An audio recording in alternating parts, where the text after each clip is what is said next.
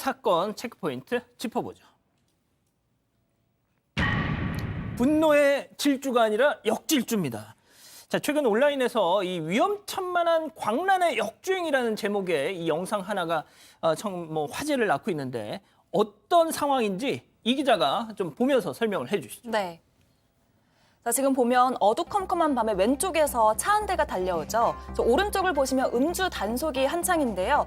단속을 피하려고 저렇게 급하게 꺾어서 골목길로 들어오는데 이 골목길도 경찰차가 막고 있었습니다. 이 경찰차를 발견하고 나서 급하게 후진을 하더니 저렇게 시간을 되돌리는 리와인드 영상처럼 역주행을 하기 시작합니다.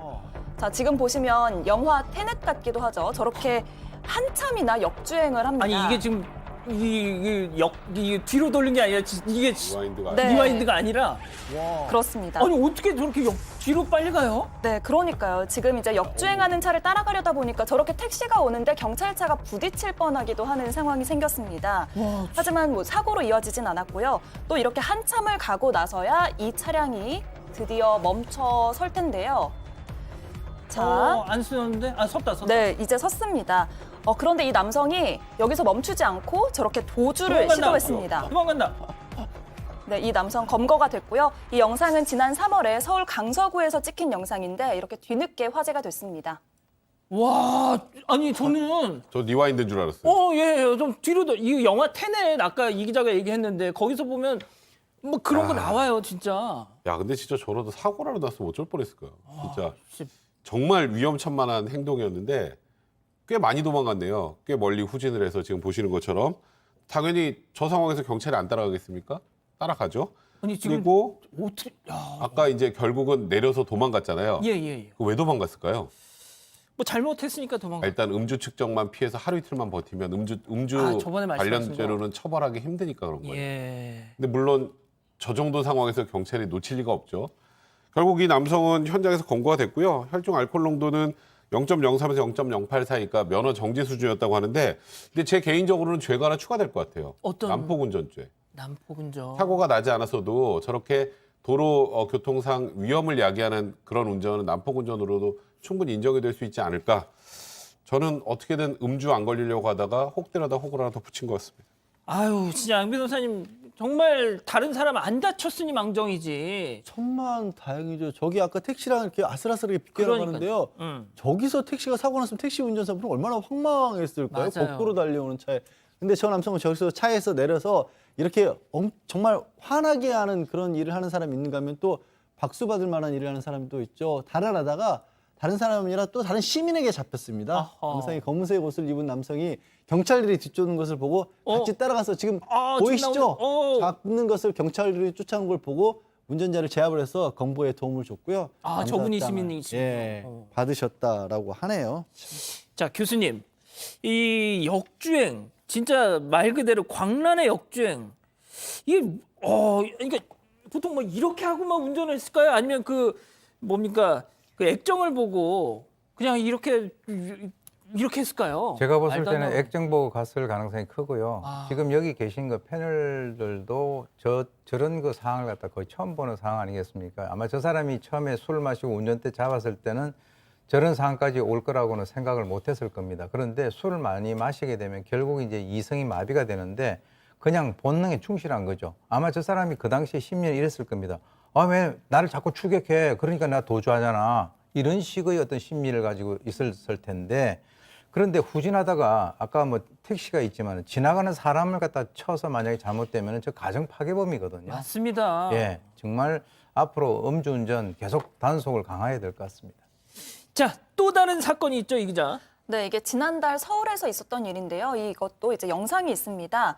이제 영상을 보시면 한 남성이 저렇게 옆으로도 걸었다가 이제 뒤로도 걸었다가 비틀비틀 되면서 걸어가는데요. 술을 마신 듯 하는데 타지 마. 네, 운전을 하기 시작합니다. 에이, 진짜. 아이고. 네, 그런데 이렇게 얼마 못 가서 길에서 잠들고 말았는데요. 3시간 동안 숙면을 취했습니다. 그런데 이제 3시간 동안 차가 움직이지 않으니까 이제 시민의 신고로 경찰이 출동을 했고요. 경찰이 출동을 해서 음주운전임을 직감을 하고 저렇게 차 앞뒤로 못 가게 막아두고 운전자를 깨웠습니다. 그나마 도로, 뭐 여기도 도로지만 길 한복판으로 나가지 않아서 그나마 천만다행인데, 야, 양 변호사님 또 주옥 같은 얘기를 했어요, 이 사람. 아, 이렇게 잠들어 있는 운전자를 깨워서 경찰이 밖으로 나오게 했더니 나오면서 딱 이랬습니다. 제가 술은 마셨는데요. 운전은 안 했습니다. 차 안에서 잠들어 있었는데 길가에. 네, 그랬다고 합니다. 예. 참. 백 변호사님, 네. 진짜 솔직하게 말씀해 주세요. 네. 나는 여태껏 태어나서 음주운전 한 번도 안 했다. 아, 그건 뭐 제가 어렸을 때는 저도 그런 적이 있어서 무슨 소리? 아주 어렸을 때 20대 초반에 그런 아유, 그거 갑자기 물어보셔서 제가 당황했잖아요. 아니, 보통 아주 이럴 때는 옛날입니다. 없다고 그러셔야지. 아니에요. 자백을 했어요, 자백하죠. 저 아주 어렸을 때. 아, 철없을 시절에 한번. 철없던 시절에. 그래서 그 뒤로 저도 이제 절대로. 정신 차리셨죠? 당연하죠. 절대로. 10대면 철없던 시절이 아니죠. 아니, 제가 좀 대학을 네. 늦게 가서 철없을 때가 맞습니다. 용서할 수 그런데 없습니다. 네. 두 분이 그런데- 이제 참고로 사이는 별로 안 아니 좋으십니다. 근데 이제 이런 상황으로 검거되는 경우가 음주운전이 꽤 많아요. 운전하다 잠드는 경우. 이제 좌회전 깜빡이 켜놓고 잠들거나 그래서 검거되는 경우들이 있는데 근데 이 사람 뭐 자기 운전한 거 기억 안 난다는 거잖아요. 아, 나 술은 먹었는데 운전 안 했다. 예. 그럼 이걸 운전했는지 어떻게 확인할까요? 지금 우리 보고 있는 영상. 지금 차 움직이잖아요. 예. 저 CCTV를 보여주니까 그제서야 아. 네, 저 운전한 거 맞는 거 같네요 하면서 음주 측정에 응했고 결국 면허 취소 수치로 검거됐습니다. 정말 교수님 지금 거리두기 이 지침이 해제되면서 사실상 해제되면서 제가 어제도 잠깐 말씀드렸는데 음주 교통사고 사망자가 1분기 1월부터 3월에 비해서 30%가 늘었어요. 진짜 본인 하나 이렇게 되는 거 뭐 그래도 안 되지만 아까 말씀하신 가정 파괴범이 될 수 있지 않습니까? 남의 예? 우리가 이제 코로나19 그 아주 엄중한 그 상황에서도 본인들이 건강을 유지하고 했는데 만약에 술 마시고 난 뒤에 다른 사람을 친다든가 그렇게 해서 그 사람을 갖다가 뭐 상하게 또는 뭐 사망하게 이렇게 된다면 본인은 전과자 되고요. 그리고 그 집은 아까 말씀드린 대로 가정 파괴가 돼버립니다. 지금 저도 이제 뭐 보니까 식당이라든가 이런 데 보니까 굉장히 이제 사람들이 그동안에 억눌려서 예. 많이 이제 하시는 것들은 좋은데 무조건 이제 술을 갖다가 한 잔이라도 드셨다라고 하면 그냥 택시를 타고 가시든가 아니면 대리운전을 하시든가 그렇지 않고 에이 나는 괜찮아 다 시작할 때 그렇게 하는데요. 나중에 이제 결과는 본인이 예상할 수 없는 그런 방향으로 이어집니다. 그러니까요. 알겠습니다. 첫 번째 사건 이렇게 정리하고요.